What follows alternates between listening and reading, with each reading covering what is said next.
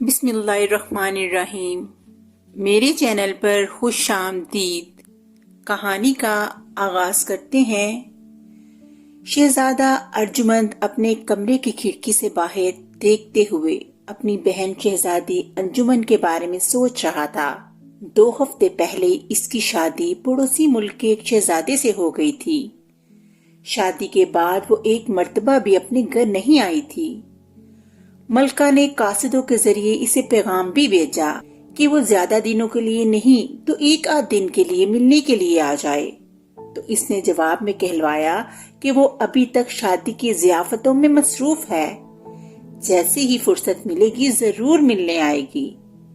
بادشاہ اس طرح کے معاملوں میں دخل نہیں دیتا تھا، مگر شہزادی کا جواب سن کر اس نے ہنس کر کہا، جو لڑکیاں سسرال میں خوش رہتی ہیں اپنی ماں کے گھر کم ہی آتی ہیں۔ ملکہ آپ بھی تو ایسی ہی تھیں، اپنی امی حضور سے ملنے کم ہی جاتی تھیں۔ میں تو یہ سوچ کر گھر نہیں جاتی تھی کہ میرے بعد آپ کا خیال کون رکھے گا۔ ملکہ نے شرما کر کہا۔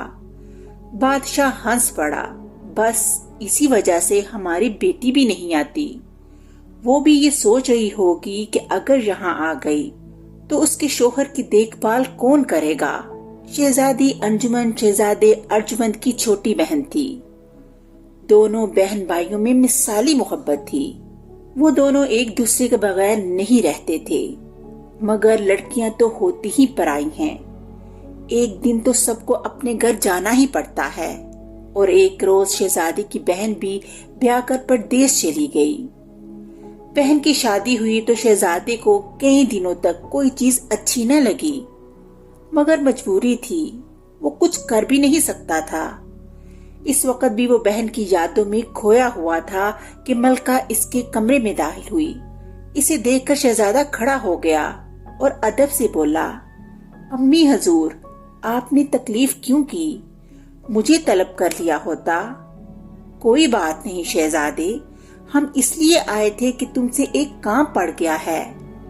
تمہارے ابا حضور شہزادی انجمن کے لیے دوسرے ملکوں سے جو تحفے تحائف لے کر آئے ہیں وہ ویسے ہی رکھے ہوئے ہیں۔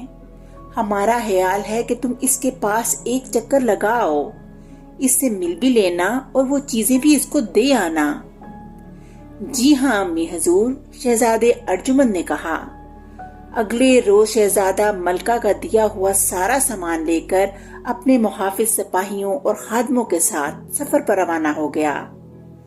2 دن کے بعد وہ لوگ اپنی منزل مقصود پر پہنچ گئے۔ شہزادی انجمن اپنے بھائی کو دیکھ کر بہت خوش ہوئی اور اس کی اور اس کے ساتھ آئے ہوئے تمام لوگوں کی بہت خاطر مدارت کی۔ شہزادے نے بہن کو بتایا کہ ملکہ اس کو ہر وقت یاد کرتی رہتی ہے۔ شہزادی نے وعدہ کیا کہ وہ جلد ہی ان سے ملنے آئے گی۔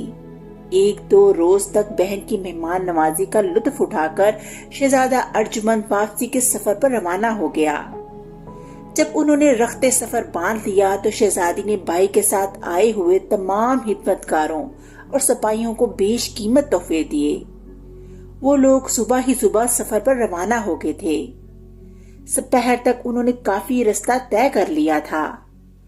مسلسل سفر کرنے کی وجہ سے سب لوگوں کو بہت تھکن ہو گئی تھی اور بھوک بھی ستانے لگی تھی، اس لیے انہوں نے راستے میں ایک جنگل کے قریب پڑاؤ ڈال لیا۔ خادموں نے وہاں خیمے گاڑے اور کھانے پکانے کی تیاری شروع کی۔ ارادہ یہی تھا کہ رات بھی اس جگہ بسر کی جائے گی۔ ادھر تو سب لوگ کاموں میں مصروف تھے، ادھر شہزادے ارجمند کے دل میں خیال آیا کہ ذرا آس پاس کا علاقہ تو گھوم پھر کر دیکھے، پتہ نہیں پھر دوبارہ یہاں آنا ہو کہ نہ۔ وہ اپنے گھوڑے پر سوار ہوا اور ساتھیوں سے بولا کہ وہ آس پاس کا ایک چکر لگا کر آتا ہے۔ اس کے سپاہیوں نے بھی ساتھ جانا چاہا مگر اس نے منع کر دیا اور اکیلے ہی وہاں سے روانہ ہو گیا۔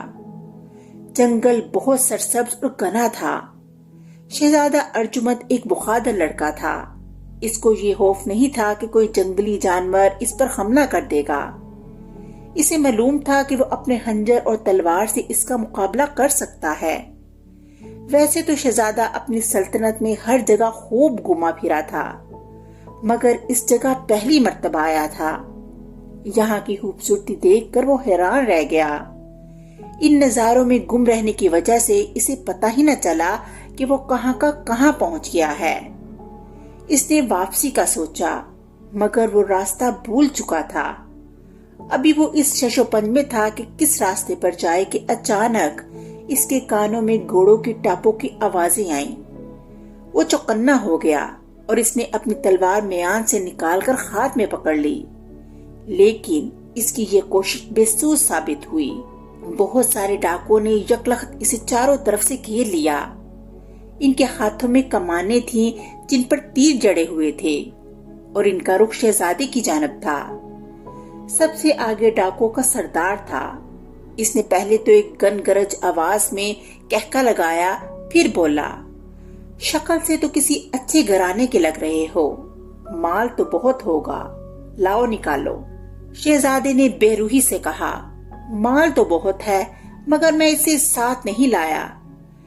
ڈاکو کے سردار نے اپنے ساتھیوں سے کہا، اس نوجوان کے کپڑے، تلوار، خنجر اور گھوڑا بہت قیمتی ہے۔ خنجر اور تلوار پر ہیرے جڑے ہوئے ہیں، گھوڑا عربی نسل کا ہے، لباس بھی شاہانہ ہے، ان سب کو لے لو اور اسے معمولی کپڑے پہنا کر رخصت کر دو۔ شہزادہ ارجمند سمجھ گیا تھا کہ اس کا مزاحمت کرنا بیکار ثابت ہوگا اور مفت میں جان خطرے میں ڈالنے والی بات ہوگی۔ ڈاکو نے اس سے تمام چیزیں چھین لیں۔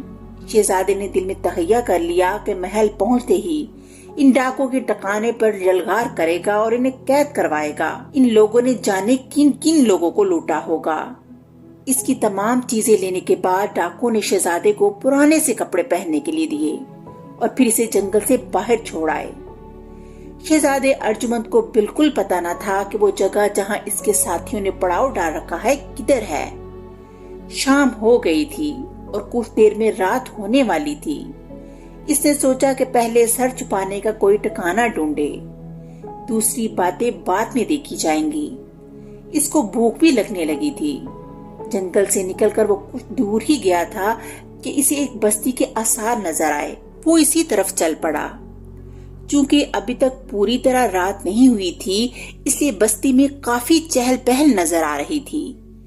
چلتے چلتے وہ ایک گلی میں داخل ہوا جہاں آمنے سامنے قطار در قطار مٹی کے کچے گھر بنے ہوئے تھے۔ وہ بھی کچھ دور ہی گیا تھا کہ ایک چھوٹا سا لڑکا سامنے سے بھاگتا ہوا آیا۔ شہزادے پر نظر پڑی تو حیرت سے بولا، انور بھائی، آپ شہر سے کب آئے؟ پھر اس نے شہزادے کے جواب کا انتظار بھی نہیں کیا اور قریبی ایک گھر کے دروازے پر کھڑا ہو کر بولنے لگا، حالا حالا جلدی آؤ، انور بھائی شہر سے واپس آ گئے ہیں۔ چھوٹا لڑکا یہ اطلاع دے کر بھاگ گیا۔ وہ شاید جلدی میں تھا۔ اس کی آواز سن کر ایک ادھیڑ عمر کی خوش شکل عورت جلدی سے دروازے پر آئی۔ شہزادے پر نظر پڑی تو حیرت سے بولی، انور تم کب آئے؟ بھوک لگ رہی ہوگی، چل پہلے جلدی سے کھانا کھا لے، تیری کہانی میں بعد میں سن لوں گی۔ تیرا باپ صبح سے دریا پر مچھلیاں پکڑنے گیا ہے، ابھی تک نہیں آیا۔ یہ کہہ کر اس عورت نے اس کا ہاتھ پکڑا اور زبردستی گھر میں لے آئی۔ شہزادہ ارجمند چھشوپن میں پڑ گیا۔ وہ عورت اسے اپنا بیٹا سمجھ رہی تھی۔ اس نے اس کی غلط فہمی دور کرنے کے لیے کہا، مگر میں آپ کا بیٹا نہیں ہوں۔ اس کی بات سنی تو اس عورت کی آنکھوں میں آنسو امڑ آئے۔ انور، میں نے تجھے دریا والی بات اس لیے تو نہیں بتائی تھی کہ تو ایسی باتیں کرنے لگے۔ یہ ٹھیک ہے کہ تجھے بچپن میں ڈوبتے ہوئے میرے شوہر نے دریا میں سے نکالا تھا، مگر تجھے پالا تو ہم نے ہی ہے نا، اب ہم ہی تیرے ماں باپ ہیں۔ اس کی بات سن کے شہزادہ ارجمند حیرت کے سمندر میں ڈوب گیا۔ اسے ملکہ نے بتا رکھا تھا کہ اس کا ایک اور جڑوا بھائی بھی تھا۔ ایک روز جب وہ بہت چھوٹے تھے تو بادشاہ کے ساتھ دریا کی سیر کو گئے۔ دریا کا بہاؤ بہت تیز تھا، جس کی وجہ سے کشتی الٹ گئی۔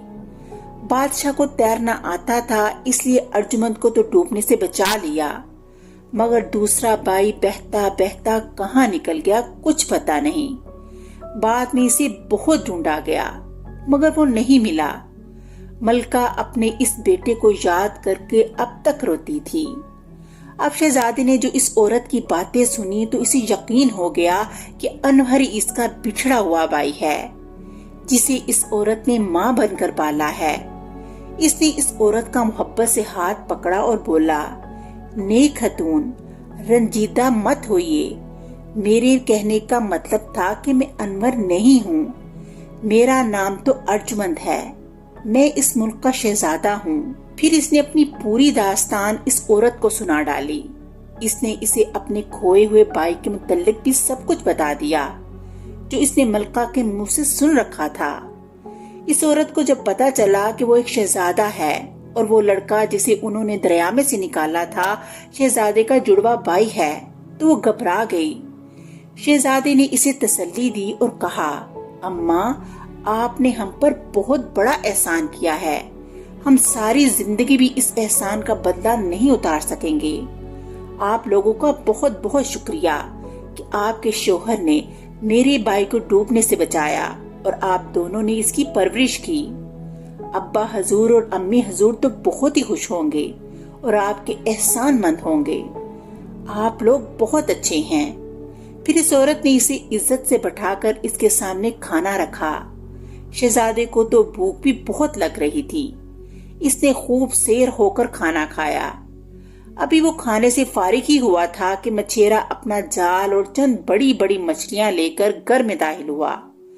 اس نے شہزادے کو دیکھا تو خوشی سے بولا، انور، تو کب آیا؟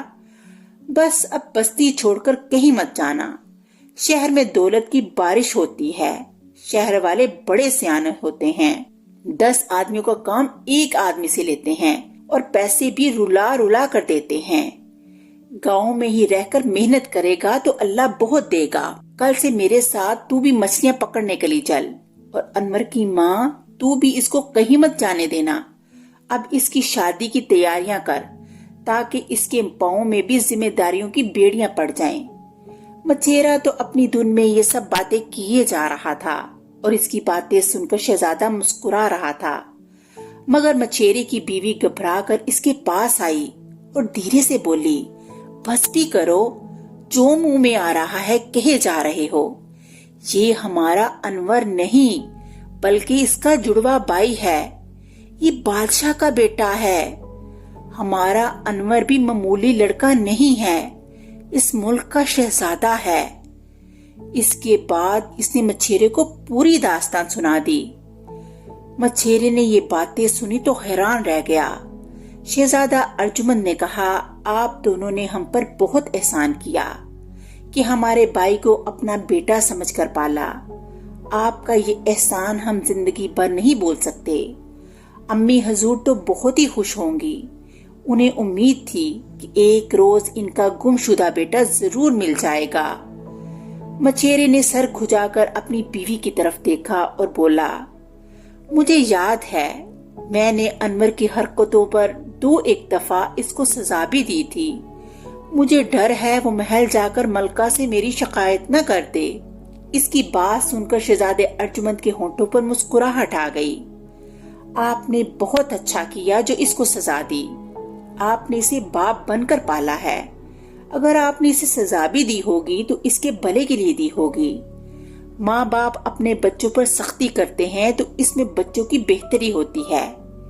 اس کی بات سن کر مچھیرا خوش ہو گیا۔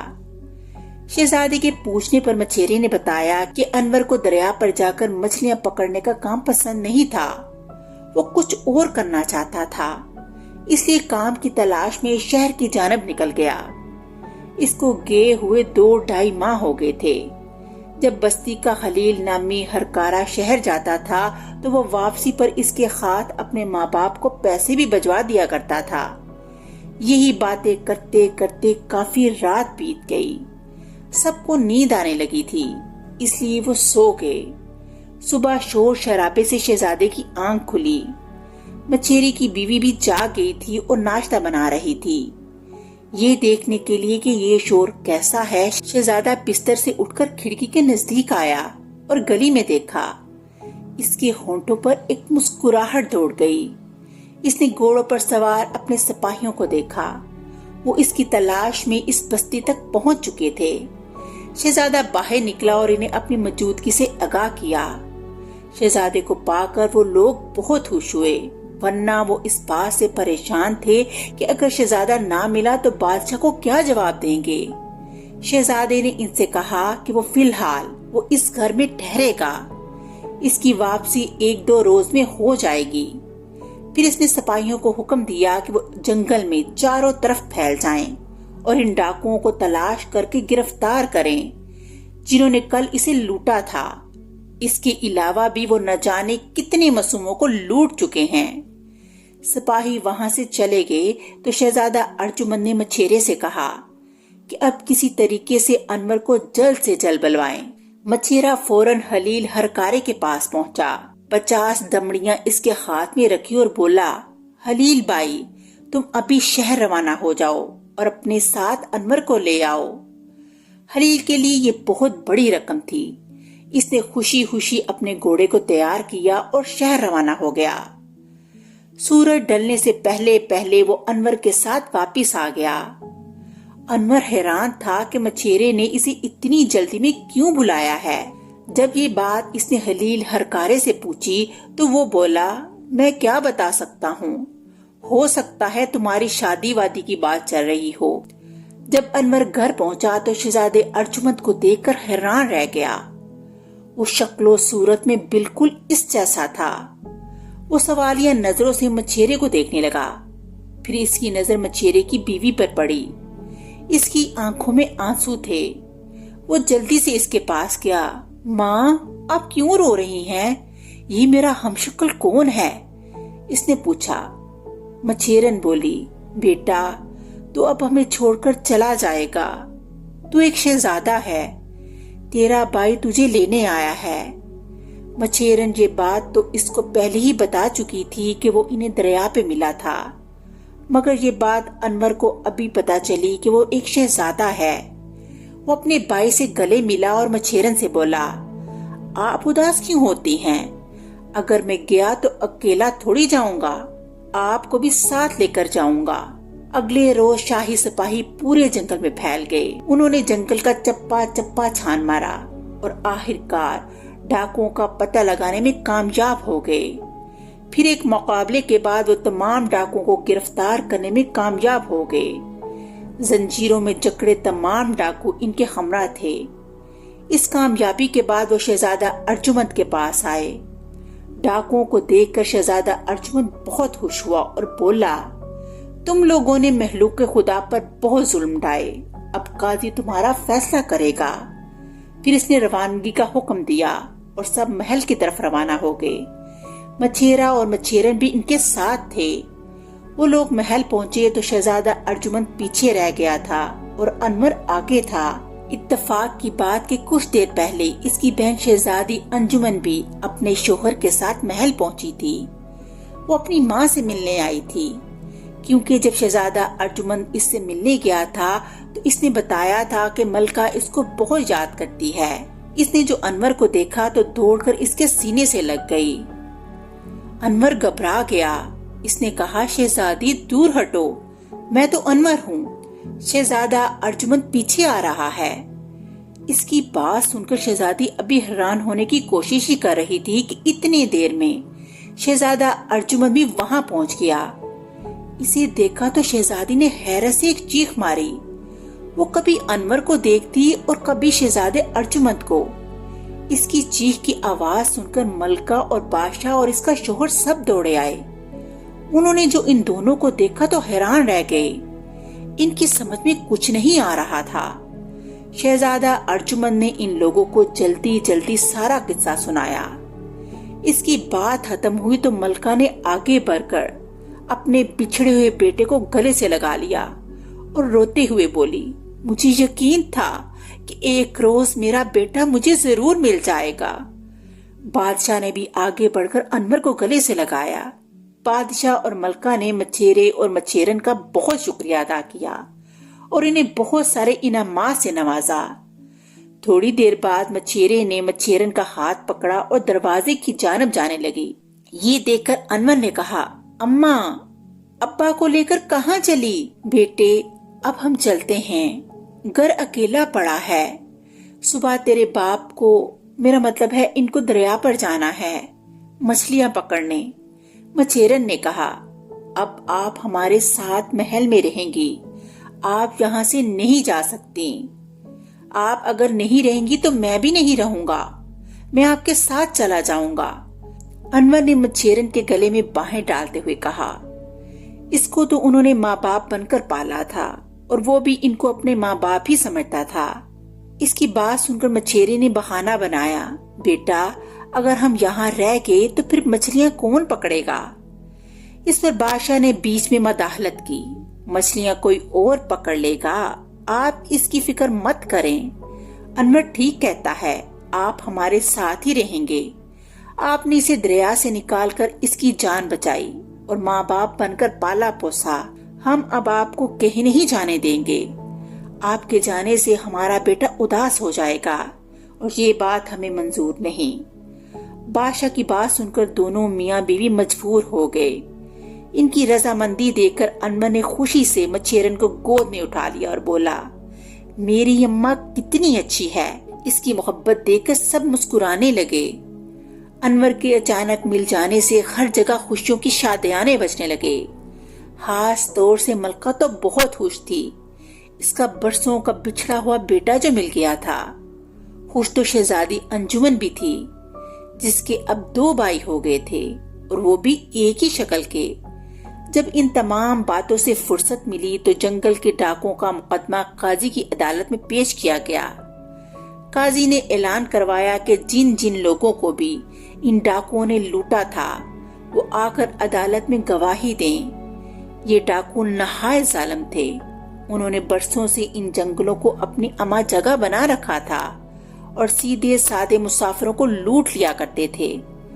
قاضی کے اعلان کے نتیجے میں سینکڑوں لوگوں نے گواہی دی۔ گواہی دینے والوں میں شہزادہ ارجمند بھی شامل تھا۔ قاضی نے تمام ڈاکوں کو قید کی سزا سنا دی۔ ان کے قبضے سے جو لوٹ کا مال ملا وہ ان کے مالکوں کو واپس کر دیا گیا۔ شہزادہ ارجمند کو بھی اس کا خنجر، تلوار، پوشاک اور گھوڑا واپس مل گیا۔ اس طرح تمام لوگ وہاں خوشحالی کی زندگی بسر کرنے لگے اور کہانی کا اختتام ہو گیا۔